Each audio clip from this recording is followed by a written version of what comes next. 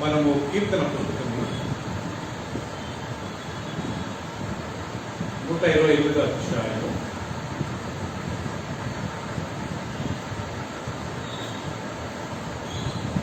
ఈ బైబిల్ స్టడీకి మనము నేర్చుకున్న అధ్యాయము కీర్తనలు గ్రంథము 128వ అధ్యాయము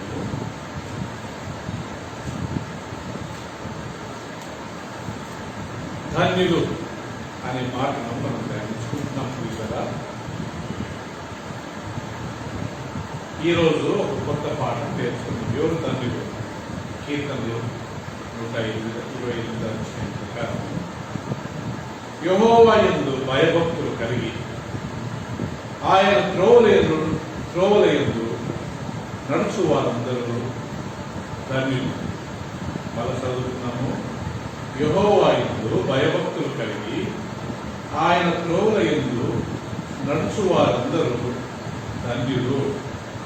నిశ్చయముగా నీవు నీ చేతుల కష్టాలను అనుభవించదు. నీవు ధన్యుడవు, నీకు మేలు కలుగును. నీ లోకిట నీ భార్య ఫలించు ద్రాక్షవల్లి వలె నుండును. నీ భోజనము బల చుట్టూ నీ పిల్లలు ఒలీవ మొక్కల వలె నుందురు. యెహోవా యందు భయభక్తులు గలవాడు ఈలాగు ఆశీర్వదింపబడును. సీయోనులో నుండి యెహోవాను ఆశీర్వదించును. నీ జీవితకాలమంతయు యెరూషలేమునకు క్షేమము కలుగుట చూచెదవు. నీ పిల్లల పిల్లలను నీవు చూచెదవు. ఇశ్రాయేలు మీద సమాధానం ఉండును గాక. ఆమేన్. గత కొన్ని వారాల నుండి మనము ఈ యొక్క బైబిల్ స్టడీలో కీర్తన గ్రంథంలో 1 నుంచి చాలాసార్లు ధన్యులు అనే మాటను ధ్యానించాం కదా. ధన్యులు ధన్యులు ధన్యులు. దానికి అర్థం ఏంటంటే దేవునికి ఇష్టమైన వాడు ధన్యులు. దేవుని అన్ని విషయాల్లో మెప్పించిన వారంతా ధన్యులు. దేవునికి ఇష్టమైన వాళ్ళు, దేవుని మెప్పించిన వారు, దేవుని మాట విని ఆయనను తృప్తిపరిచే వాళ్ళంతా దేవుని దృష్టిలో ధన్యులు. సో యేసుక్రీస్తు దేవుని దృష్టిలో ధన్యుడు. ఎందుకంటే యేసుక్రీస్తుని చూసి తండ్రి ఒక మాట అన్నాడు, ఏమని?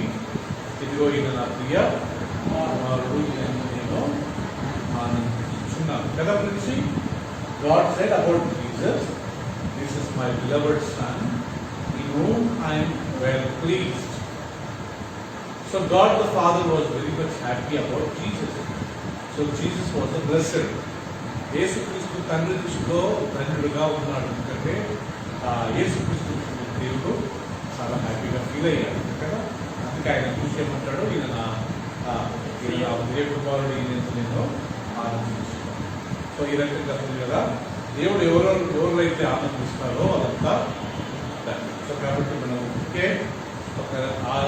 చూసుకున్నాం కదా. ఒకటి కీర్తనలు మొదటి వచ్చినంలో ధన్యులు ఎవరయ్యా అంటే, మొదటిది పాపుల దుష్టుల ఆలోచన చొప్పున నడవక, పాపుల మార్గం నడవక, అపహాసకులు కూర్చుని చూడక, యెహోవా ధర్మశాస్త్రమునందు ఆనందించు దివారాత్రములు దాన్ని ధ్యానించేవాడు.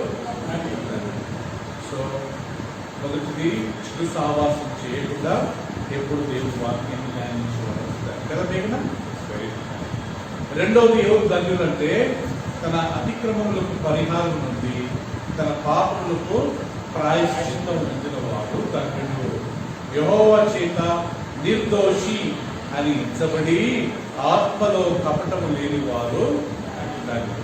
రెండవది ఎవరంటే ధన్యులు దేవుని దృష్టిలో ప్రియులారా, ఎవరైతే పాపాలు ఒప్పుకుంటారో, ఎవరైతే పశ్చాత్తాపడతారో, ఎవరైతే దేవుని ద్వారా క్షమాపణ పొందుతారో, ఎవరైతే ఎలాంటి హృదయంలో కపటం లేకుండా అందరితో ప్రవర్తిస్తారో వాళ్ళంతా ధన్యులు. మనం మనసులో ఒకటి పెట్టుకొని మనం ప్రవర్తించడం ఒక రకంగా ప్రవర్తిస్తే వాళ్ళు ధన్యులు కాదు. హృదయంలో కపటము లేని వారు ధన్యులు కాదు కదా. ఓకే, మనం ఏదైనా కోపం వచ్చినా, ఏదైనా ఏదైనా చిన్న గొడవ అయినా ఆ మాట్లాడిన తర్వాత మనం మర్చిపోవడం మంచిదే, కానీ అదే మనం మైండ్లో పెట్టుకుని మళ్ళా గొడవ వచ్చినప్పుడు మళ్ళా దాన్ని ఎత్తడము అది మంచిది కాదు. అది దేవుడు చూసుకోవాడు, దాని కాదు. ఎందుకంటే వాళ్ళ హృదయంలో కపటము ఉంది కాబట్టి. కపటం లేని వారు పాతవి కనిపించి ఎప్పుడు కానీ ఎత్తి పడతారు కదా. ఫర్గివ్ అండ్ ఫర్గెట్, క్షమించి మర్చిపోతారు దేవుడు కదా. మళ్ళీ ఒక సంవత్సరం తర్వాత గొడవ అయిన తర్వాత అదే పాయింట్ మనం తెచ్చి మనం దేవునికి గొడవ పడ్డామనుకోండి, అది వాక్యం ప్రకారం వాడు దాన్ని కాదు తప్పి కదా. అందుకే దేవుని వాక్యంలో తన పాపములకు ప్రాయశ్చిత్తం పొందినవాడు, తన యొక్క అపరాధముల కొరకు లేకుంటే యెహోవా చేత నిర్దోషిని ఎంచబడి ఆత్మలో కపటం లేని వారంతా కీర్తనలు 32లో రాయాలి. మూడవది ఎవరు దాని మీద మనం నేర్చుకున్నామంటే కదా, బీదలను కటాక్షించువారు దానిలో ఆపత్కాలంలో యెహోవా వారిని తప్పించును. ఆపత్కాలంలో యెహోవా ఏ ఆపత్కాలం నుంచి తప్పిస్తాడు? వీళ్ళకి కష్టం వచ్చినప్పుడు, వీళ్ళకి ఆర్థిక ఇబ్బందులు వచ్చినప్పుడు, వీళ్ళకి ఆర్థిక సమస్యలు వచ్చినప్పుడు దేవుడు వాటి నుంచి తప్పించి, ఎందుకంటే వీళ్ళు బీదలను ఎప్పుడు కటాక్షించేవారు కాబట్టి. సో బీదలకు సాయం చేసిన వారు నాకు తెలిసి ఈ రోజు వరకు ఎవరే కానీ నష్టపోలేదు కదా. దేవుడి సేవను ప్రేమించి దానికి సపోర్ట్ చేసిన వాడు, బీదలకు సాయం చేసిన వారు, బీదలకు సాయం చేసిన వారు ఈ రోజు వరకు ఎవరైనా నష్టపోయినట్టుగా మనకు చరిత్రలోనే ఉందా? మనకి యేసు కావట్లేదు కదా. బీదలైన నా సహోదరులకు మీరు చేశారు కాబట్టి అది మీరు నాకు చేశారు. సో కాబట్టి కదా, బీదలను కటాక్షించువారు యెహోవాకే అర్పించువారు. మన కంటి దృష్టిలో ఎవరైనా బీదవాళ్ళు, ఎవరైనా బట్టలు లేకుండా, ఎవరైనా తిండి లేకుండా, ఎవరైనా ఆర్థికంగా ఇబ్బంది పడుతుంటే మనం చూస్తూ ఊరుకున్నాం అనుకోండి, అది దేవుడి దృష్టిలో పాపం కదా. యాకోబు పత్రికలో ఒక వాక్యం ఉంటుంది కదా, మంచి చేయు కోరి మంచి చేయని వాడికి పాపం అని. మనకు అది చెయ్యాలా అని మనకు తెలుసు, అయినా మనం చేయము, అది దేవుడి దృష్టిలో ఎలాంటిదంట పాపం. సో మనకు మంచి చేయాలా, అది అవసరంలో ఉన్నారు, వాళ్ళు ఇబ్బందులు ఉన్నారు, మనం చేస్తేనే వాళ్ళకి అది బ్లెస్సింగ్ ఉంటుంది అని మనం అనుకున్నప్పుడు మనం వాళ్ళకి సాయం చేయడంలో చాలా మంచిది ప్రియుగా అది మనం గుర్తుపెట్టుకోవాలి. నాలుగోది మనం ఏం నేర్చుకున్నామంటే ప్రియుగా, యెహోవాను ఆశ్రయించే నరుడు దాన్ని. సో మనుషులను నమ్ముకున్నట్టు కంటే యెహోవాను ఆశ్రయించుట మేలు, రాజులను నమ్ముకున్నట్టు కంటే యెహోవాను ఆశ్రయించుట మేలు. యెహోవా ఉత్తముడని రుచి చూచి ఎరుగుడి, అండ్ ఆయన ఆశ్రయించినడు ధన్యుడు. సో కాబట్టి ప్రియులుగా నాలుగోది, ఎవరయ్యా దేవుని దృష్టిలో తండ్రి అంటే యెహోవాను ఆశ్రయించినడు అందరూ.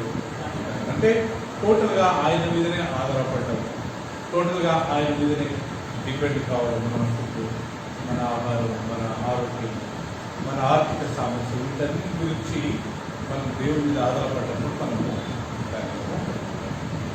ఐదోది మనం ఏం నేర్చుకున్నాము, యెహోవా ఆవరణలో నివసించు వారందరూ దాన్ని కదా. ఎవరైతే ధీరజ్ దేవుడి సన్నిధిలో మందిరంలో ఎక్కువసేపు ఉంటారో, ఆ ఎక్కువసేపు వీళ్ళు ఏం చేయాలా? ఏదైనా పని చేస్తూ ఉంటారా, ఏదైనా పాటలు పాడుతున్నారా, లేకపోతే వాక్యం చదువుతున్నారా, ప్రార్థన చేసుకుంటారా, దేవుడిని స్థుతిస్తున్నారా, ప్రభురాజు బలలో పాల్గొంటున్నారా, లేకపోతే క్లీనింగ్లోనే ఉండాలా కదా. పిల్లరా ఏదో ఒక పని మనం చేయాలి. అప్పుడే అలాంట వాళ్ళంతా దాన్ని మనం ఏదో ఊరికనే మందిరానికి వచ్చి టైం పాస్ చేసుకుని కదా పిల్లరా, తల్లిదండ్రుల నుంచి తప్పించుకోవడానికి మందిరంలో ఉన్నామని చెప్పేమనుకోండి. సో తల్లిదండ్రులు ఏం చేయరు కదా, ఏం తింటారు, ఎందుకంటే వీడు చర్చి పోయి భక్తిలో జరుగుతుంది అని. సో కొంతమంది దాన్ని అడ్వాంటేజ్గా తీసుకొని మందిరం పేరు పెట్టి కొన్ని పాపాలు వాళ్ళు చేస్తున్నారు. మనం అది చేయకూడదు కదా. మనం దేవుడికి సన్నిధి నిజంగా ఆయన ప్రేమించవచ్చు కదా. అన్న ఎన్ని సంవత్సరాలు దేవుడి సేవ చేసినంత 48 సంవత్సరాలు ఆమె వివరాలు దేవుడి మందిరంలో ఆమె సేవ, అంతేగా 48 సంవత్సరాలు కదా. 84 కదా, క్షమించండి నన్ను. అన్న 84 సంవత్సరాలు ఆమె దేవుడి సన్నిధిలో ఉంటూ దేవుడి మందిరంలో ఆమె సేవ చేసినారు. ఆ రోజు మనం నేర్చుకున్నది ఏంటంటే కూడా యెహోవా శిక్షించు నరుడు ఆ ధన్యుడు. దేవుడు ఎవరినైతే గర్వించి, ఎవరినైతే శిక్షించి, ఎవరినైతే పని చేస్తాడో వాళ్ళంతా దేవుడితో. ఎందుకంటే దేవుడు తనను ప్రేమించే వారిని మాత్రమే గర్విస్తాడు, శిక్షిస్తాడు. ఇప్పుడు నేను ధీరజను గర్వించలేను, ధీరజను నేను శిక్షించలేను, ఎందుకంటే ఆయన నా కుమారుడు కదమ్మా. ఆయన గర్వించేది, ఆయన శిక్షించేది ఎవరంట? అలా తల్లిదండ్రులే. మనం ఎవరు పిల్లలను శిక్షించకూడదు, ఎందుకంటే అధికారం దేవుడు మనకు ఇవ్వలేదు. మన పిల్లలు మనం శిక్షించుకోవచ్చు, మన పిల్లల్ని మనం గర్వించుకోవచ్చు, కానీ ఇతరుల పిల్లలు మనం గర్వించకూడదు, శిక్షించకూడదు, వాళ్ళ మీద కామెంట్స్ మనము చేయకూడదు. అది దేవుడు. అది వాళ్ళ పేరెంట్స్కి తెలిసిందనుకోండి చాలా సీరియస్ అయిపోతుంది. అందుకని ఇలాంటి అనవసరమైన కాంట్రవర్సీస్ మనం తప్పించుకోవాలంటే ఇతరుల పిల్లలను మన పిల్లల మీద చూసుకుంటే ఇంకా మనకు ధన్యత, ఆశీర్వాదం పెరుగుతుంది. రైట్, ఈరోజు మనము హాఫ్ అన్ అవర్ మన ముందు ఉంది కాబట్టి ఈరోజు ఇంకొక ధన్యత మనం నేర్చుకుందాము. ఏంటి ఆ ధన్యత అంటే, కీర్తన గ్రంథము 128 అధ్యాయంలో రాయబడింది. అందరూ చూడండి. యెహోవా యందు భయభక్తులు కలిగి ఆయన త్రోవల యందు నడుచు వారందరూ ఎవరంట? ధన్యులు. సో ఇక్కడ ఈరోజు 8వ విషయం మనం నేర్చుకుంటున్నాం కదా. 8వ ధన్యత దేవుడు వాక్యం ప్రకారం ఏదంటారు? ఎవరైతే యెహోవాకు భయపడి ఆయన భయభక్తులలో నడిచి ఆయన త్రోవలలో నడుస్తారో వాళ్ళంతా ధన్యులు అని రాయడం. ఆయనకు భయపడడం అంటే అర్థం ఏంటి చెప్తుంది కదా. ఏదైనా తప్పు అంత సులభంగా మనం చేయము. ఎవరి గురించి ఏదైనా మాట్లాడుతున్నాము అన్నప్పుడు దేవుడు వింటాడు అని కొద్దిగా భయం ఉండదు అనుకోండి, వాళ్ళ గురించి మాట్లాడడం మనము ఆపివేస్తాం. అంటే ఏదైనా చూడాలనుకోని అది పాపం అని మనకు తెలిసి దేవుడు కొద్దిగా భయపడ్డామనుకోండి, అప్పుడు ఆ చూసేది మనము చూడకుండా ఉంటాం. ఎందుకంటే ఆ దేవుడి భయం మనలో ఉంటుంది. సో కాబట్టి పాత నిబంధన కాలం అంతట్లో ప్రజలకు దేవుడు ఏం చెప్పాడంటే, యెహోవా యందు భయభక్తులు కలిగి ఉండండి, దేవుని యందు భయభక్తులు కలిగి ఉండండి, ఇది మీ డ్యూటీ. అలా మీరు భయభక్తులు కలిగి ఉంటే మీకు అది ఆశీర్వాదం, మీరు ధన్యులు అవుతారని దేవుడు పాత కాలంలో చాలా స్థలాలు చెప్పాడు. ఈ అధ్యాయం మనం చాలాసార్లు చదువుకున్నాం కేవలం, కానీ ఈరోజు ఒకే ఇతరుల గురించి మనం ఈ యొక్క వాక్యాన్ని ధ్యానిస్తున్నాము. ఇక్కడ యెహోవా యందు భయభక్తులు కలిగి ఆయన త్రోవలలో నడుచు వారందరూ ధన్యులు. ఇక్కడ ధన్యులుగా ఉండాలంటే 2 విషయాలు మనం చేయాలంటే, ఏంటంట? ఒకటి ఆయనకు భయపడాలి, రెండోది ఆయన త్రోవలలో నడవాలి. ఊరికన్నా భయపడితే సరిపోతుందా? భయపడి నడవకుంటే సరిపోతుందా? కదా పిల్లలు. ఇప్పుడు నేను ఎవరి గురించి చెడ్డగా మాట్లాడాలా? అప్పుడు నేను భయపడ్డాననుకోండి, ఏం లాభం? మాట్లాడుతున్నాను కదా. నేను భయపడ్డాననుకోండి, ఏం చేయకూడదు? మాట్లాడకూడదు. అంటే ఆయన భయపడి ఆయన త్రోవలలో నడుచువారు. ఆయన త్రోవలలో నడవడం అంటే ఏ పాపము చేయకుండా ఉండడమే, మంచి పనులు చేయడమే, ఎలాంటి పాపానికి ఒడిగట్టకుండా నీతి న్యాయాలకు మనము నడవడమే దేవుని భయభక్తులు కలిగి ఉండడం అనేది మనం గమనించవచ్చు. కాబట్టి ఇక్కడ ధన్యత 2 విషయాలు ఇన్వాల్వ్ అయింది. ఒకటి ఆయన భయపడాలి, రెండవది ఆయన త్రోవలలో నడవాలి. ఎవరైనా మనల్ని అడిగితే దేవుని యందు భయభక్తులు కలిగి ఉండడం అంటే ఏంటంటే ఈ వాక్యంగా మనం చెప్పవచ్చు. 128వ కీర్తన, యెహోవా యందు భయభక్తులు కలిగి ఆయన త్రోవలలో నడుచు వారందరూ ధన్యులు. సో ఆయనకు భయపడాలి, ఆయన త్రోవలలో నడుచుకోవచ్చు. ఆయన చిత్తాన్ని నెరవేర్చిన వారం అవుతాం, మనం ధన్యులం అవుతాం. ఇది ఇలాగే పట్టుకుని ప్రసంగి 12వ అధ్యాయం తీసుకుందాం. ప్రసంగిలో మనం పెద్ద ప్రసంగం విన్నాం కదా. సాల్మోను ఒక పెద్ద ప్రసంగం చేశాడు, కానీ ఆ ప్రసంగం యొక్క చివరిలో ఆయన ఎలా కన్క్లూడ్ చేశారో చూద్దామండి. దాన్ని ఎలా ముగించాడో ఒకసారి చూసుకుందామా. ప్రసంగి 12వ అధ్యాయము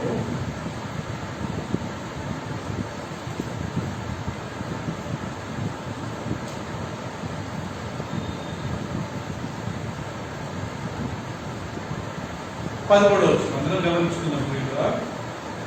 ఇంత పెద్ద ప్రసంగం చేసి 1 నుంచి 12 అధ్యాయాల వరకు సొలొమోను ప్రసంగం చేసి రాసి ఏమంటాడంటే, ఇదంతా వినిన తర్వాత తేలిన ఫలితార్థం ఇదే. ఏంటి? దేవుని యందు భయభక్తులు కలిగి ఉండి ఆయన కట్టడలను అనుసరించి నడుచుచుండవలెను. మానవ కోటికి ఇదే విధి. చూసారా పిల్లరా? ఇదంతా వినిన తర్వాత తేలిన ఫలితార్థం ఏమంటే దేవుని యందు భయభక్తులు కలిగి ఆయన కట్టడలను అనుసరించి నడుచుటయే మానవ కోటికి ఇదియే విధి. మానవుల వృత్తి సారీ.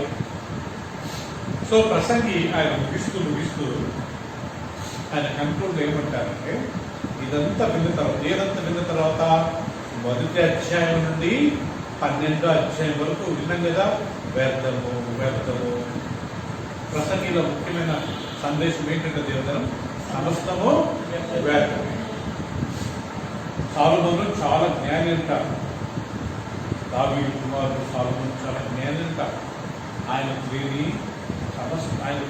ఏం లేదు, అన్ని సమస్యలు ఉంటాయంటారు కదా.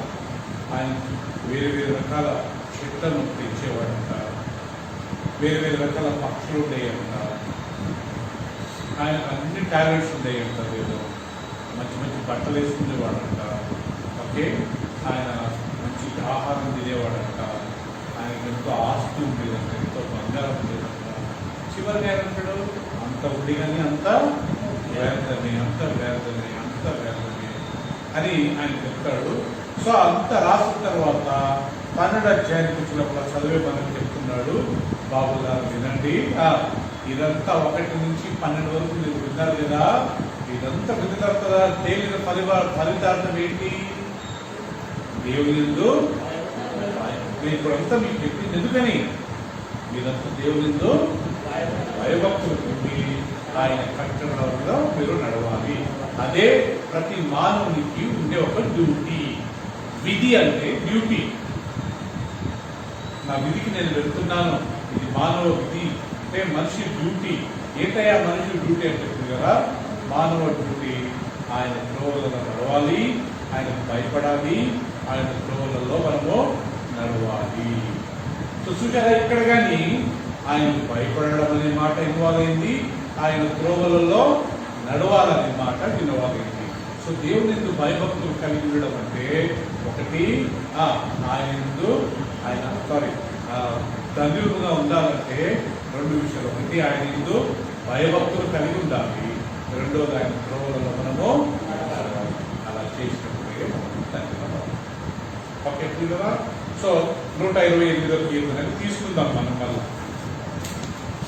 ఏమనుంది ప్రియులరా? ఇలా మనము ఆయన త్రోవలను నడిచి ఆయన భయపడి ఆయన త్రోవలో నడిచినప్పుడు ఇక్కడ ఏముందంటే, నిశ్చయముగా నీవు నీ చేతుల కష్టార్జితమును అనుభవించదు. అంటే అర్థం ఏంటి ప్రియులరా? నువ్వుగిన నేను చెప్పిన మాట విని నా మార్గంలో నడిచినప్పుడు, నా త్రోవలలో నడిచినట్లయితే నీ చేతుల కష్టార్జితము నువ్వు అనుభవిస్తావు. అంటే అర్థం ఏంటి? మనం సంపాదించేది మనం తృప్తిగా తింటాము, మనం సొంతంగా సంపాదిస్తాము, ఎవరి మీద ఆధారపడము. మనకు దేవుడే మనకు సాయం చేస్తాడు, మన అవసరతలు దేవుడే తీరుస్తాడని దాని అంతే కదా.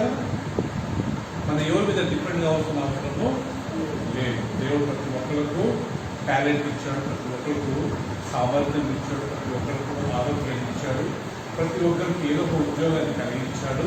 సో మనం ఏం చేయాలి? దేవతనం ఆ ఉద్యోగంలో మనం ఇన్వాల్వ్ అయ్యి మన తిరిగి మనము తినాలనేది దేవుని యొక్క చిత్తం. సో అందుకే బైబిల్ రాయబడింది, నీ చేతుల కష్టార్జితం నువ్వు అనుభవిస్తాకే దేవుడు నీకు సంపాదించే ఒక జ్ఞానాన్ని, సంపాదించే ఒక అధికారాన్ని, సంపాదించే ఒక కెపాసిటీని దేవుడు నీకు అనుగ్రహిస్తారు అని దేవుని వాక్యము మనకు సెలవిస్తుంది. సో కాబట్టి ప్రియులా ఒక విషయం మనం గుర్తుపెట్టుకోవాల్సింది ఏంటంటే దేవునికి భయపడి ఆయన మార్గంలో మనం జీవిస్తే మనం ధన్యులం అవుతాము.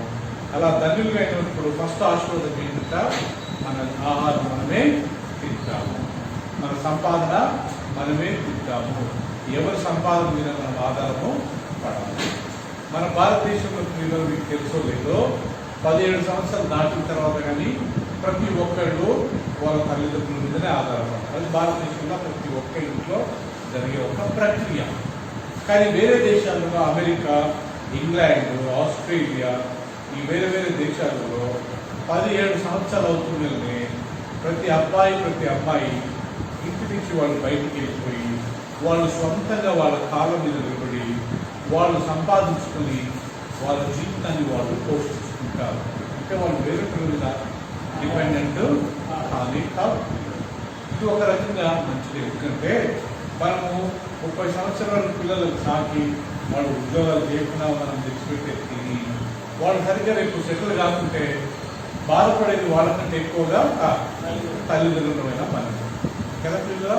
అదే 17 సంవత్సరాలు బయటికి వెళ్ళి ఏ కష్టమో ఏ నష్టమో కింద పడే పైకి వేసో వాళ్ళు ఏదో ఒక రకంగా వాళ్ళ కాళ్ళు నిలబడతారు కదా. ఈ గరుడ పక్షిగా అట్టే చేస్తున్నారు కదా. ఈ చిన్న పిల్లలను ఒక స్టేజ్లో పైకి తీసుకెళ్ళి వదులుతున్నారు. సో అవి ఏం చేస్తాయంటే పిల్లల అంటే కింద పడుతూ ఇంకా మేము చచ్చిపోతున్నామని తెలుసుకుని లాస్ట్కు 2 రెక్కలు అవి విప్పుతాయంట. విప్పి అవి ఎగరడానికి ప్రారంభిస్తాయంట. అప్పటి నుంచి వాటి ఓహో అంటే మనం చూసుకోవాలా అని అప్పటి నుంచి అవి ప్రారంభమై వాళ్ళ జీవితాల మీద వాళ్ళ కాళ్ళ మీద వాళ్ళు నిలబడతారు. ఆ రకంగా మనం కానీ ఒక స్టేజ్లో మన పిల్లల్ని వదిలినట్లయితే మేము మా సన్నిని ఒకప్పుడు బాధ అవుతుంది కానీ మేము అనుకుంటాం ఆయన నా జిందగీ సీలో బాగుండు, నేను కష్టపడాలి, నేను సంపాదించుకోవాలా అన్నట్టుగా మనము అట్లా మనం ఒక స్టేజ్ తర్వాత పిల్లలు వదిలినప్పుడు వాళ్ళు కనుక స్టేజ్లో వాళ్ళ కాళ్ళ మీద నిలబడతారు. మనకు మంచిదే కదా తెలియదు కదా. మన పిల్లలు మంచిగా సెటిల్ అవుతున్నారు అని మనం చూసినప్పుడు తల్లిదండ్రుల కంటే మన తల్లిదండ్రులు మనకంటే ఇంకా ఎవరికంత ఆనందం ఉంటుంది. సో మన చేతుల కష్టాలను ఆశీర్వాదించింది కానీ దేవుడే అంటారు కదా. ఇప్పుడు ఈ యోబు గ్రంథం ఒకసారి తీసుకుందాం. యోబు గ్రంథము 1వ అధ్యాయము. ఇక్కడ సాతాను దేవునితో మాట్లాడుతూ యోబు విషయంలో సాతాను దేవునికి మాట్లాడుతున్నాడు. యోబు గ్రంథము 1వ అధ్యాయము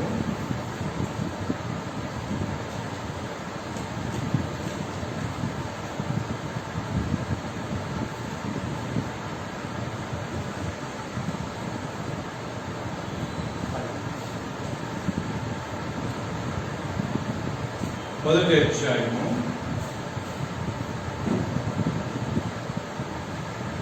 10వ వచనం చదువుతున్నాం కదా. ఇక్కడ సాతాను దేవునితో మాట్లాడుతూ యోబు విషయంలో నీవు అతనికి అతని ఇంటి వారికి అతనికి కలిగిన సమస్తం చుట్టూ కంచె వేస్తే కదా, నీవు అతని చేతి పనిని దీవించుట చేత అతని ఆస్తి దేశంలో బహుగా విస్తరించింది. ఇక్కడ ఒక విషయం గుర్తుపెట్టుకోవాలా. ఏంటంటే ముఖేష్, సాతాను దేవుడితో మాట్లాడుతూ నువ్వు యోబు ఇంటి వారిని యోబు కలిగిన ఆస్తిని నువ్వు దీవించావు కదా, నువ్వు అతని చేతి పనిని ఆశీర్వాదించిన చేతనే ఆయన ఈ దేశం అంతటా చాలా ధనవంతులుగా వర్ధిల్లాడు. ఇక్కడ సాతాను ద్వారా మనం తెలుసుకునేది ఏంటంటే అంటే ఈ అధ్యాయంలో అనేక చాలా అధ్యాయాలలో కాదు, ఈ అధ్యాయంలో సాతాను చెప్తున్నాడు అతని చేతి పనిని ఆశీర్వాదించింది నువ్వే. అందుకే యోబు చాలా ధనవంతుడయ్యాడు, అందుకే యోబు చాలా ఆస్తివంతుడయ్యాడు. సో కాబట్టి పిల్లల మన చేతుల కష్టాలను మనం అనుభవించాలి అంటే, మనం ధన్యులుగా ఉండాలంటే, ఒకటి ఆయన యందు భయభక్తులు కలిగి ఉంటారా, రెండోది ఆయన త్రోవలలో ఉన్నారు. అప్పుడు మనం ఏం చేస్తామంటాం? ఏమైనా మన చేతుల కష్టాలను మనమే అనుభవిస్తాం. ఇంకొక మాట చెప్పాలంటే దేవదనం మనం సంపాదించింది దేవుని నా భార్య పిల్లలు తృప్తిగా తిని ఇంకా నలుగురు సాయం చేసి కెపాసిటీ దేవుడు ఇస్తాడు. చాలేదంతా మన కథ చెప్తే మనకు పెద్ద కారు పెద్ద బంగారు లేకుండా మన ఎవరి జోలికి వెళ్ళకుండా ఎవరి దగ్గర మనం చేయి దాచకుండా కదా. ఒకరోజు అనుకుంటే పెద్ద మాకు అప్పులే లేవు, అదే ఒక పెద్ద ఆశీర్వాదం. అప్పులు లేని జీవితం ఎంత సుఖమైన జీవితం ఉంటే అప్పులుంటే ఎప్పుడు వస్తారో ఇంకా మనం ఆ డేట్ తప్పుకోలేమో, ఓకే మన సిబిల్ స్కోర్ పడిపోతుందేమో, మనం ఒక్క పేమెంట్ మిస్ అయినా మన సిబిల్ స్కోర్ పడిపోతుందేమో అని టెన్షన్లో ఉంటాం ప్రియులుగా. కానీ ఇక్కడ దేవుడు వాక్యంలో రాయబడింది అతని చేతుల కష్టాలతో వారు అనుభవిస్తారు. ఎప్పుడు అంటారు ప్రియులుగా? మనం ఆయన గోవులలో నడిచి ఆయన మార్గంలో నడిచి ఆయనకు భయపడ్డప్పుడు ఆయన వాక్యం ప్రకారం జీవించినప్పుడు ఆయన మన కష్టాలతో మనం అనుభవిస్తాం. రెండో ఆశీర్వాదం చూస్తున్నారా? నీవు ధన్యుడు 128వ కీర్తన. నీవు ధన్యుడు నీకు మేలు కలుగును. రెండోసారి రాయబడింది ఈ అధ్యాయంలో నీవు ధన్యుడు నీకు మేలు కలుగును అని చెప్పి ఏమంటాడంటే నీ లోకిత నీ భార్య ఫలించు ద్రాక్షావల్లి వలె. అంటే ఒక కుటుంబానికి ఎన్ని ఆశీర్వాదాలు కావాలో ఆ ఆశీర్వాదాలన్నీ ఇక్కడ ఇక్కడ పేర్కొనబడ్డాయి, దానికి ఇక్కడ వ్రాయబడ్డాయి. అది ఏంటంట? నీ లోకిత నీ భార్య ఫలించే ద్రాక్షావల్లి వలె ఉంటుంది. ఇంకొక మాట చెప్పాలంటే మనం ధన్యులుగా ఉండాలంటే మనం ఆయన భయపడాలి, రెండోది ఆయన త్రోవలో నడవాలి. అప్పుడు దేవుడు మన భార్యను ఫలించే ద్రాక్షవల్లిగా చేస్తాడు. ఇంటికి యజమాని పురుషుడైనా ఇంటికి హెడ్ పురుషుడైనా దేవదానం, కానీ నిజంగా ఇంట్లో నడిచేది ఎవరికి కదా? ముఖేష్, ఇంట్లో నడిచేది ఎవరికి? భార్య పర్మిషన్ లేకుండా భార్య ఇది లేకుండా మనం ఏరియాలకు పురుషులు మనం ఏం చేయలేకపోతుంది కదా. ఎందుకంటే వాళ్ళకు ముందు చూపు చాలా బాగుంటుంది. ఇది మాట్లాడితే ఏం జరుగుతుంది, ఏం నష్టం జరుగుతుంది, దాని తర్వాత వచ్చే పరిణామం ఏంటో పురుషులుగా మనం కొద్దిగా ఆలోచించడం. కానీ ఆడవాళ్ళు వాటిని బాగా ఆలోచిస్తారు. అందుకే ఆమె గురించి ఏం రాయబడ్డదంటే జ్ఞానవంతురాలు తన ఇల్లును కట్టును అని రాయబడింది. వాస్తవానికి మనం బలంలో శక్తిలో మనం కొంచెం గొప్పగా ఉంటాం, కానీ జ్ఞానంలో పురుషులు అంత గొప్పవాడు కాదు. జ్ఞానంలో ఎవరికి గొప్పవాడు? స్త్రీలే. అది మనం యాక్సెప్ట్ చేసినా చేయకుండా వాస్తవం. దేవతను మీకు తెలుసు, నాకు తెలుసు కదా. సో మనం ప్రతిదీ మనం పురుషులుగా మనం ముందున్నా కానీ మన వెనుకోటి మనం నడిపించి ఆ ఇల్లు కట్టి మన పిల్లలను పోషించి మన పిల్లలను మంచి మార్గంలో పెంచేది ఎవరంట? భార్యని.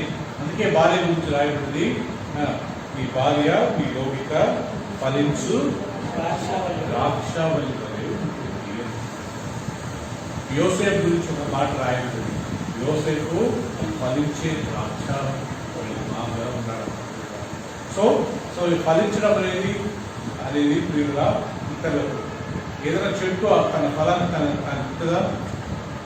అది ఇతరుల గురించి. సో భార్య ఫలించే ద్రాక్షావల్లి ఉంటుందంటే అర్థం ఏంటంటే అంత త్యాగం చేసుకుని భర్త కొరకు పిల్లల కొరకు ఎన్నో చేసినట్టు.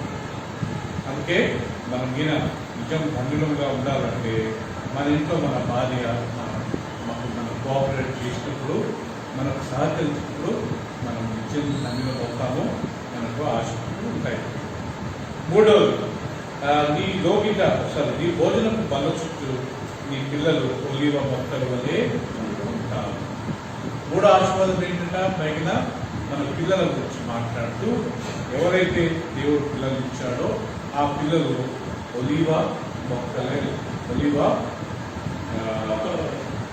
వలె ఉంటారు. పిల్లలను దేవుడు దేంతో పోల్చాడంట పిల్లగా? 127వ కీర్తన చూడండి, దేంతో పోల్చాడో.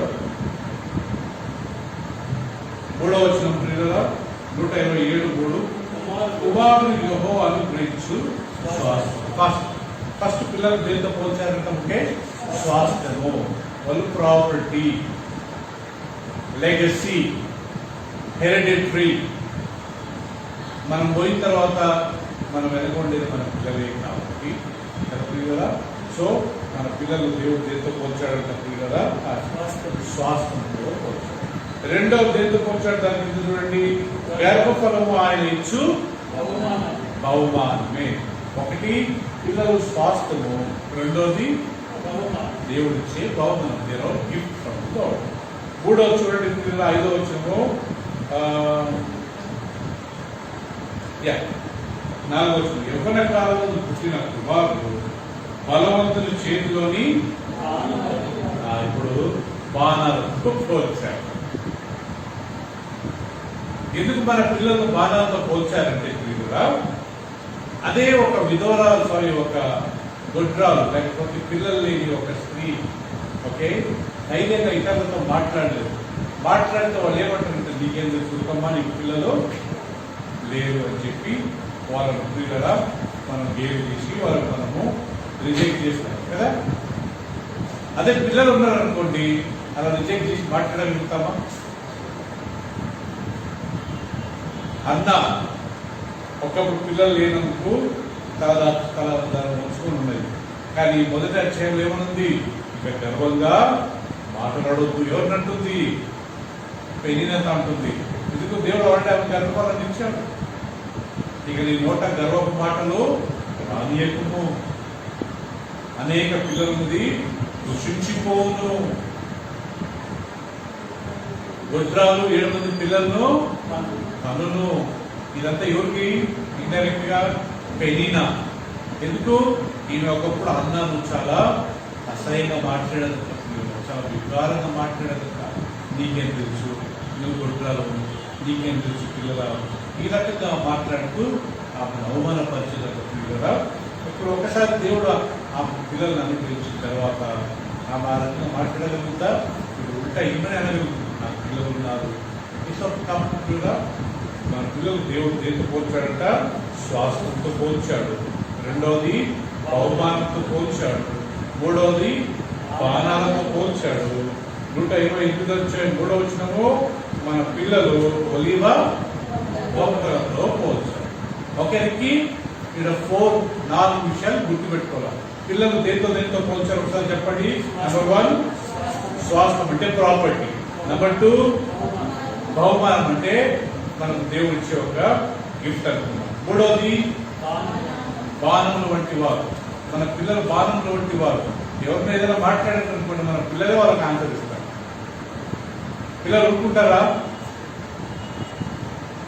మన మదర్కి మనం సపోర్ట్ ఉన్నామా?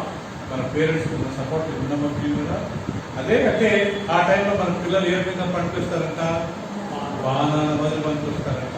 మా మమ్మల్ని ఏమనొద్దు, మా డాడీని ఏమనొద్దు కదా పిల్లలు. అప్పుడే మన పిల్లలు బాణాల మొదలు పనిచేస్తారు. దాంతో రాయబడింది, వాళ్ళు ఒలివా మొక్కల వలె ఉంటారు. మీకు ఎంతమందికి తెలుసుకోలేదు పిల్లరా?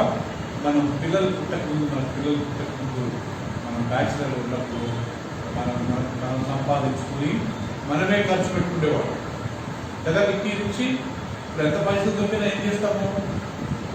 బిర్యానీ, చికెన్ 65, మంచి జీన్స్, మంచి ఇవే కొంటాం. ఈవెన్ మనం తమ్ముడికి ఉన్నాయా లేదా, మమ్మీకి ఉన్నాయా లేదా, డాడీకి ఉన్నాయా లేదా, అవి అని చూడం. ఒకసారి పెళ్ళి అయింది అనుకోండి, ఏం చేస్తాము? భార్యకి పెడతాం. అదే ఇద్దరు కలిసి ఒక బాబుని పాపని అన్నారనుకోండి, ఇప్పుడు వచ్చే ఇన్కమ్ ఏం చేస్తారు? పిల్లల గురించి మనం దాచిపెడతాం. అంతే కదా పిల్లలు.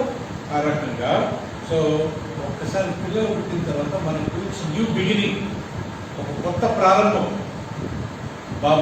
మనకు బాబు పుట్టింది, పాప పుట్టింది, ముందుగా వృధా ఖర్చులన్నీ స్టాప్, బట్టలు ఇంట్లో కొనడం స్టాప్, బంగారం కొనడం స్టాప్.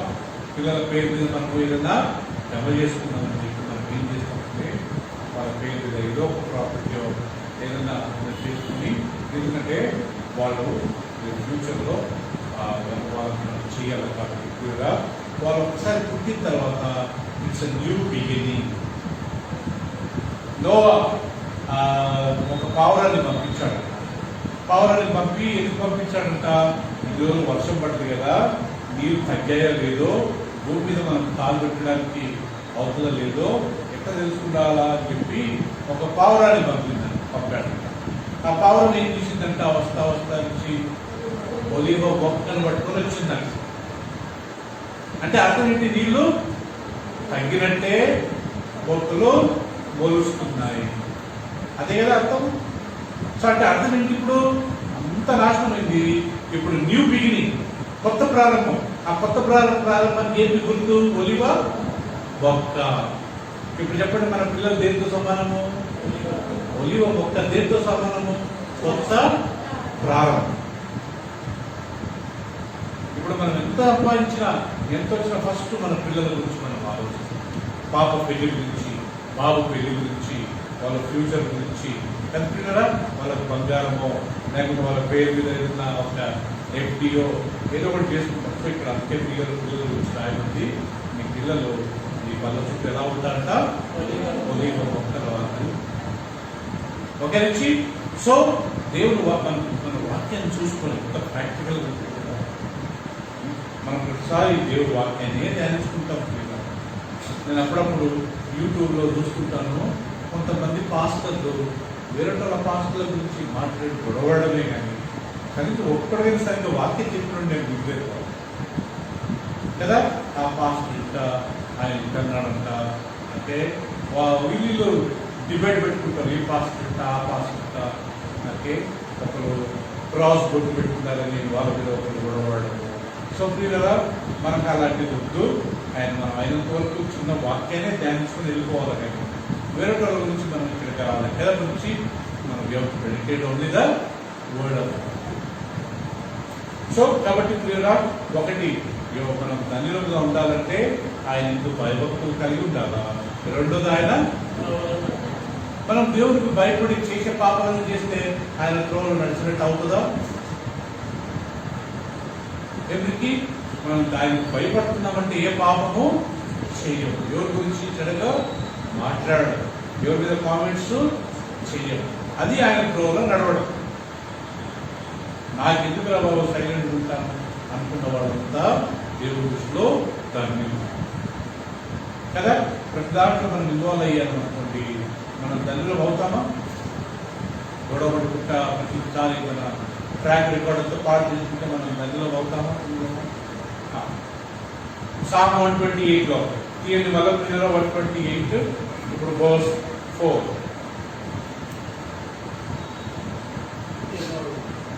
రైట్. యెహోవా యందు భయభక్తులు గలవాడు ఈలాగు ఆశీర్వాదింపబడును. ఎలాగూ? సియోనులో నుండి యెహోవా నిన్ను ఆశీర్వదించును. ఇప్పుడు చెప్పండి ప్రియులారా, సియోనులో నుండి అంటే అర్థము ఏంటి? వెరీ గుడ్, అర్థమైపోయింది కదా. సియోన్ అంటే ఎగ్జాంపుల్ చూద్దాం. 125 చూడండి. సామ్స్ మొదటి వచనం సియోన్ ఏంటో చూద్దాం. యెహోవా యందు నమ్మిక ఉంచువారు కదలక నిలుచు, నిత్యము నిలుచు. ఇప్పుడు సియోను కొండ ఎప్పుడు ఒక నిలుస్తుందంట? నిత్యం నిలుస్తుంది. అంటే అర్థం ఏంటి?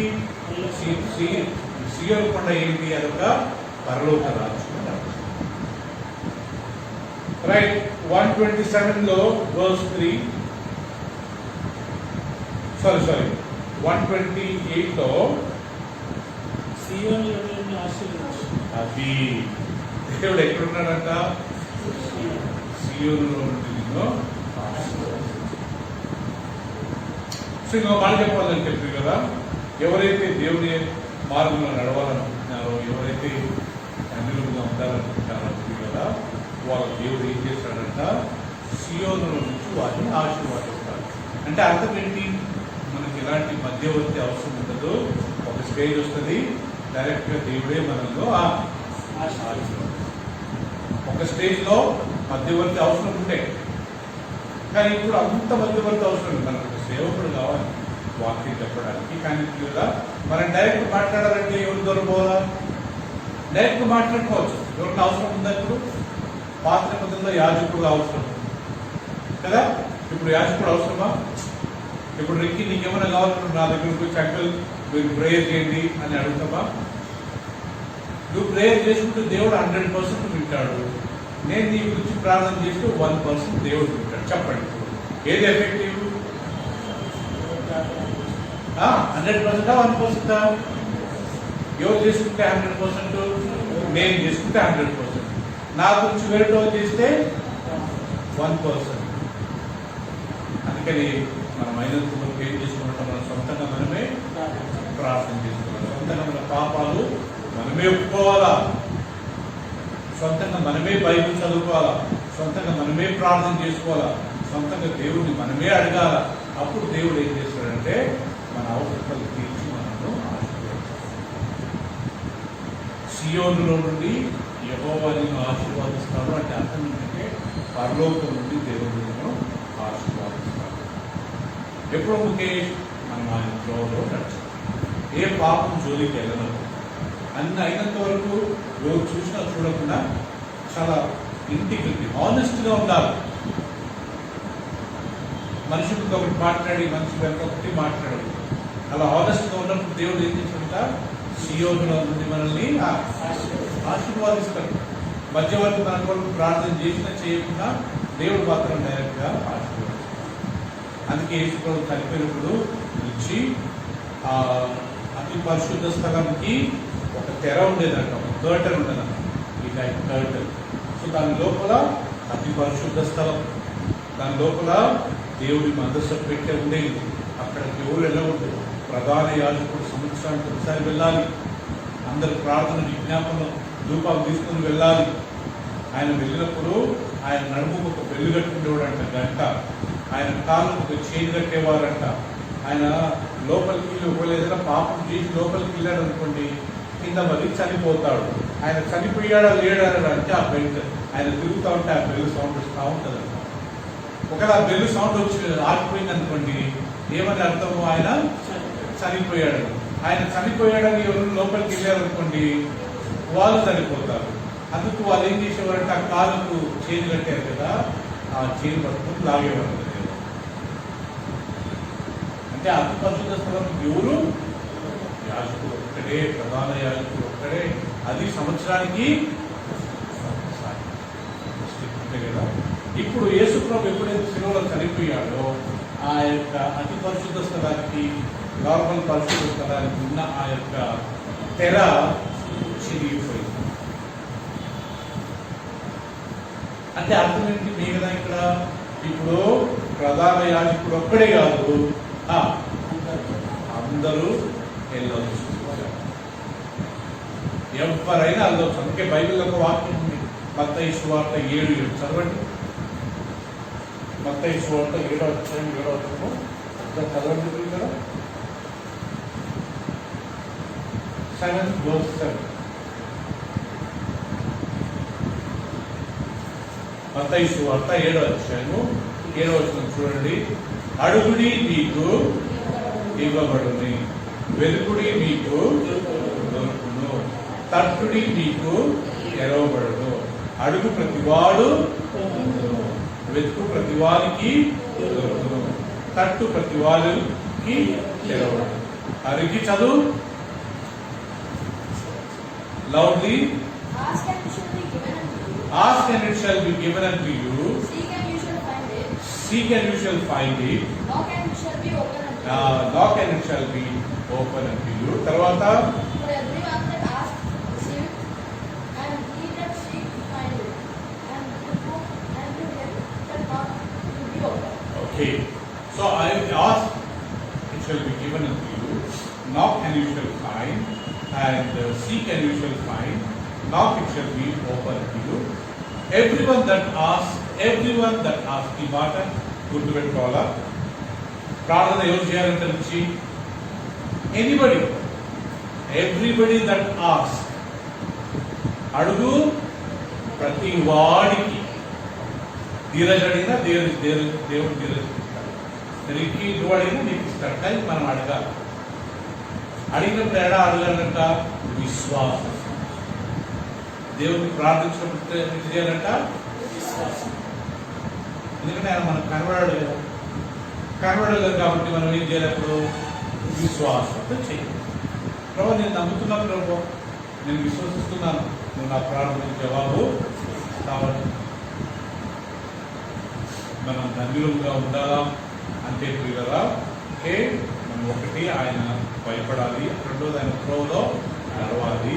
అప్పుడు బైబిల్లో రాయబడింది, నీ చేతుల కష్టాలతో నీవు ఆలోచించవు, నీ లోగిట నీ భార్య ఫలించు ద్రాక్షవల్లి వలె ఉంటుంది, నీ పిల్లల చుట్టూ నీ పిల్లలు ఒలివ మొక్కలు ఉంటారు, సీయోనులో నుండి యెహోవా నిన్ను ఆశీర్వదించును, తర్వాత నీ జీవిత కాలం అంతయు యెరూషలేమునకు క్షేమం కలుగుట సూచెదవు.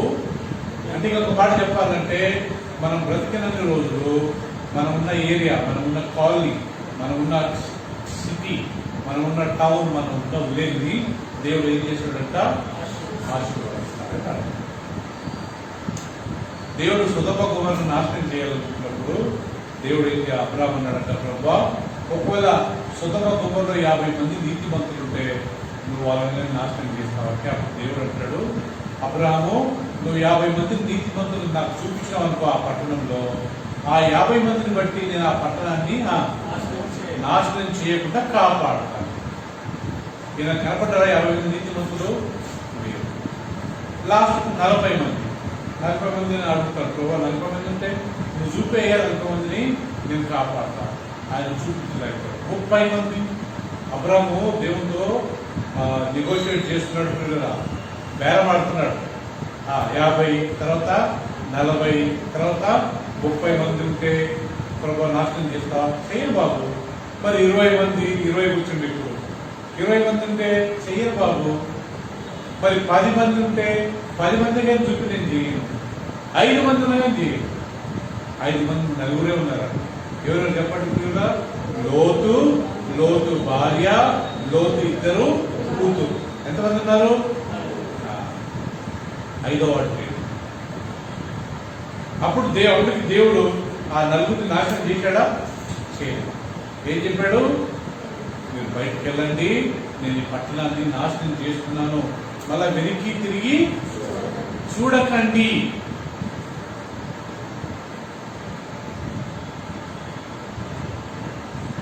పాపం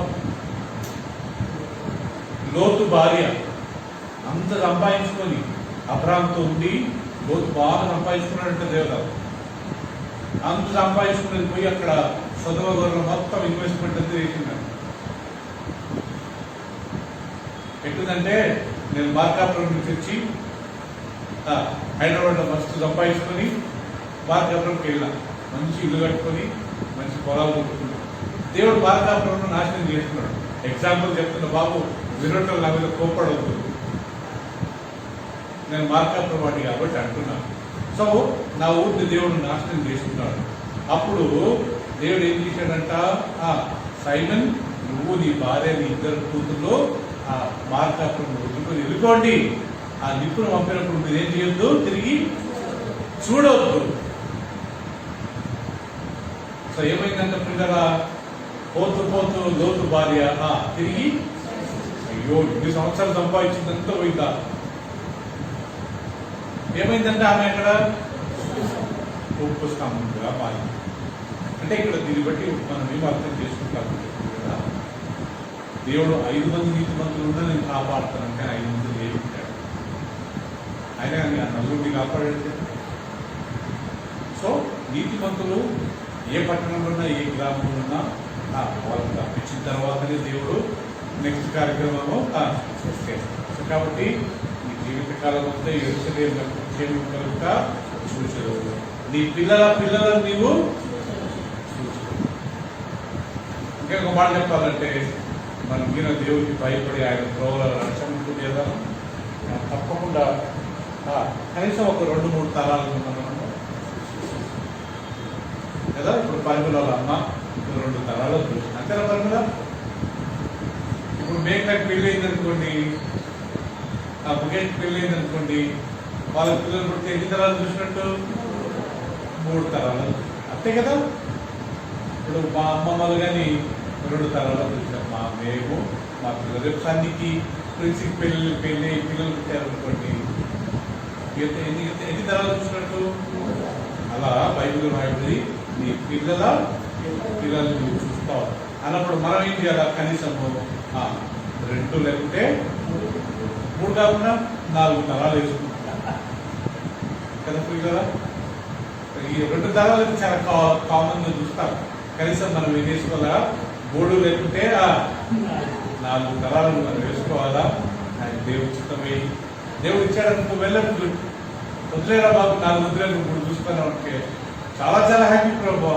ఒక వాక్యంలో రాయబడ్డది, ఇంకా పాపం చూడకుండానట్టు దేవుడు వారి మరణకాలాన్ని ప్రకటించాడు.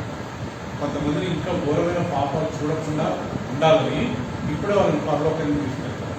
అంటే ఎంత త్వరగా చనిపోతుందో అన్ని పాపాలు చూడకుండా ఉంటారు. హల్లెలూయా. మాట చెప్పండి, మరణం కానీ మనకు ఒక రకంగా మంచిది ఆశీర్వాదం దేవుదనం. ఎందుకు ఆ టెన్షన్స్ ఆ పాపాలు చూడకుండా ఉన్నాడు. ఆమె ప్రార్థన ఒక 2 నిమిషాలు క్లియర్గా మనం చదువుతున్న వాక్యాన్ని ధ్యానించుకుందామా? ధన్యులు ఎవరయ్యా ఈరోజు అంటే యెహోవా యందు భయభక్తులు కలిగి ఆయన త్రోవలలో నడుచువారు. నిశ్చయంగా నీవు నీ చేతుల కష్టార్థమాలు నీలోగా నీ భార్య ఫలించు ద్రాక్షావళిలో నీ పిల్లలు ఒలివ బల చుట్టూ ఒలివ మొక్కలోనే ఉంటారు నీ బల చుట్టూ. అంతేకాకుండా సియోనులో నుంచి యెహోవా ఆశీర్వాదం నీ జీవిత కాలం అంతా యెరూషలేము క్షేమం కలుగుట చూచు. నీ పిల్లలను నీవు చూచు. ఈ ఆశీర్వాదం నాకు ఇస్తాడంట. మనం ధన్యులం అవుతామంట. ధన్యులం అయితే ఎన్ని ఆశీర్వాదాలు మన కుటుంబానికి దేవుడు మనకి ఇస్తాడంట. దేవుడు ఎవరిని కానీ ఆయన వాక్యానికి లోబడకుండా, ఆయన మాటకు లోబడకుండా బ్లెస్సింగ్ చేసినట్టు నాకు తెలిసి చరిత్రలో లేరు, బైబిల్లో కానీ లేరండి. ఆయన వాక్యం లోబడితేనే బ్లెస్సింగ్స్, ఆయన వాక్యం చెప్పినట్టు లోబడితేనే మనకు ఆశీర్వాదం. కాబట్టి ఎవరో వచ్చి ఏదో మన మీద ప్రాఫెస్ చెప్పి దేవుడికి అది ఇస్తాడు అది చేస్తాడు, మనం ఏది నమ్మేది లేకుండా మనం పాపాలు చేసుకుంటూ దేవుడికి లోబడకుండా మనం ఎంత చేసినా కానీ కూడా మన తల మీద చేయబట్టి ప్రార్థన చేసినా కానీ మనకు ఆశీర్వాదం. సో కాబట్టి ఈ విషయాన్ని మనం గుర్తు తీసుకొని ఈ 6 ఆశీర్వాదాలు మన జీవితంలో రావాలని ప్రార్థన చేస్తున్నాం. మహోన్నతుడా, పరిశుద్ధుడా, నిన్న నేడు నిరంతరం ఏకరీతున్న మా ప్రియ పరలోకపు తండ్రి, మీ ఘనమైన పరిశుద్ధమైన నామమును బట్టి వందనాలు చెల్లిస్తూ ఈ సాయంకాల సమయంలో మీరు మాకు మాట్లాడి మా ఆత్మీయ కళ్ళు తెరిచి ఈరోజు ప్రభు ఎవరు ధన్యులనే విషయాన్ని మాకు నేర్పించారు. కీర్తనలు 128 అధ్యాయంలో మొదటి వచనంలో ఎవరు ధన్యులు అంటే ప్రభు యెహోవా యందు భయభక్తులు కలిగి ఆయన త్రోవల యందు నడుచు వారందరూ ధన్యులు అన్నారు. థ్యాంక్ యూ నాయన. మేము ఎల్లప్పుడూ నీకు భయపడి నీకు లోబడి నీ యొక్క మార్గంలో నడుచుకుంటూ మాకు కృపను దయచేయండి ప్రభు. ప్లీజ్ నాయన. అప్పుడు ఆశీర్వాదాలు మాకు వస్తాయి, అవి మమ్మల్ని వెంబడిస్తాయి, కానీ మేము వాటిని వెంబడించాం ప్రభు. మీరే చెప్పారు, నీ చేతుల కష్టార్జితం నువ్వు అనుభవిస్తావు, నీ లోకిత నీ భార్య ఫలించు ద్రాక్షావళి వలె ఉంటుందన్నారు, నీ పిల్లలు ఒలీవ మొక్కలోనే నీ బల చుట్టూ ఉంటానన్నారు. యెహోవా యందు భయభక్తులు గల వారి చుట్టూ నాయన ఆయన కృప ఉంటుంది ప్రభు. సియోను నుంచి యెహోవాని ఆశీర్వాదిస్తుంది. నీ జీవిత కాలమంతయు యెరూషలేముకు క్షేమం కలుగుతా నేను చూచుడు, నీ పిల్లలను చూచుడు అనే మాట రాయబడి. కాబట్టి ప్రభు మేమందరం మీకు ఆశీర్వాదాలు కావాలని కోరుకుంటూ అయినంత వరకు మేము మీ యొక్క మార్గాలను మీకు భయపడి మీరు ప్రేమించి నీ మార్గాలలో నడిచి ఈ ఆశీర్వాదాలు పొందుతున్నట్టు మాకు సాయం చేయమని. ఇదిగో నిన్ను ప్రేమించి వచ్చిన ఈ 2 కుటుంబాలు, మరి వీళ్ళ కుటుంబం దేవదనం వారిద్దరు పిల్లలను బట్టి మీకు వందనాలు చెల్లిస్తూ రిక్కి వాళ్ళ మదర్ శ్రీలేఖ వాళ్ళ ఫాదర్ జ్ఞాపకం చేసుకుంటున్నాం. నాన్న ఇద్దరు కుటుంబాలను మీరు దీవించండి ప్రభా. నేను ప్రేమించి మీ సన్నిధికి వచ్చాను కాబట్టి మీ దీవులు గమనించండి. ఆన్లైన్లో వినడం వేరు ప్రభా, మొబైల్ ఫోన్లు చూడడం వేరు, కానీ మీ సన్నిధికి మేము రావడం అనేది అది ఎంతో ఆశీర్వాదకరం ప్రభా. యెహోవా మందిరం వెళ్ళడమని జనులు నాకు అన్నప్పుడు నేను సంతోషించాను. మీకు అన్నట్టుగా మేమందరం మీ సన్నిధికి రావాలని ఆతురతతో ఉన్నాం ప్రభు. ఎల్లప్పుడూ మీ సన్నిధికి చెప్పుకున్న భాగ్యాన్ని నాకు మాట్లాడుకుంటాయి. వచ్చిన మిత్రులను దీవించండి, రాని వారిని జ్ఞాపకం చేసుకుంటున్నాను. ప్రతి ఒక్కరి పేరు దీవించి ఆత్మీయంగా, శారీరకంగా, మానసికంగా ఆశీర్వదించి నిశ్చితమైతే వచ్చే ఆదివారం మేమందరం కలిసి నేను ఆరాధించుకుంటూ మాకు సాయం చేయండి. మీకే వందనాలు చెల్లిస్తులాక ఆమె బాగలేదని విన్నాను ప్రభు. నేను నిశ్చితమైన మీరు ముట్టండి ప్రభు. ఆమెకు స్వస్థతను దయచేయండి ప్రభు. మా సంఘంలో ఎవరెవరికి ఇంకా బాగాలేదు వాళ్ళందరికీ నేను యేసు ప్రభు రక్తంతో స్వస్థతను దయచేయండి, విడుదల దయచేయండి ప్రభు. మీ సన్నిధికి రావడం మా భాగ్యం మా తండ్రి. వెళ్ళప్పుడు ఈ ముఖాన్ని కోరుకుంటామయ్యా, నీ స్వరాన్ని వినాలని కోరుకుంటున్నాం ప్రభు. మాకు ఈ మెరకల్స్ హీలింగ్స్ అవ్వద్దు ప్రభు. ఎప్పుడు నీ స్వరాన్ని మాకు వినిపించి లోబడే మనసును మాకు ఇస్తే చాలు ప్రభు. తద్వారా మేము నైమకరంగా ఉండి ఇంకా నలుగురిని ఈ సన్నిధికి తెచ్చి వాళ్ళని మార్గం నడిపిస్తూ మాకు చాలు ఆయన. తద్వారా మీరు నైమ పొందమని వచ్చిన వారిని దీవించమని పరిమళను మీరు దీవించి ఆమె 9 సంవత్సరాన్ని దీన్ని అడుగులేసినందుకు మీకు స్తోత్రాలు. దీవించిన అనేక సంవత్సరాలు పరిమళ జీవితంలో ప్రాప్తించమని ఆమె భర్త ఆమె ఇద్దరు పిల్లలు దీవించమని నేను రాబోయే దినాలలో నేను ఈ కుటుంబం మీతో జీవించుకుంటాను. రాని ప్రతి కుటుంబానికి జ్ఞాపకం చేసుకుంటాను. వర్షం కారణం వల్ల రాలేకపోయాం. ఇష్టమైతే వచ్చే ఆదివారం వచ్చి గురువారం అందరూ కలిసి నేను ఆరాధించుకుంటూ కుటుంబం క్రీస్తు పేరుట ప్రార్థించి వేడుకుంటున్నాం తండ్రి. ఆమేన్. చివరికి మన తండ్రి అయిన దేవుని ప్రేమ, తన కుమారుడు మన రక్షకుడైన యేసుక్రీస్తు కృప, పరిశుద్ధాత్మక సహవాసం మనందరికీ ఇప్పుడు సదాకాలం తోడేగాక. ఆమేన్.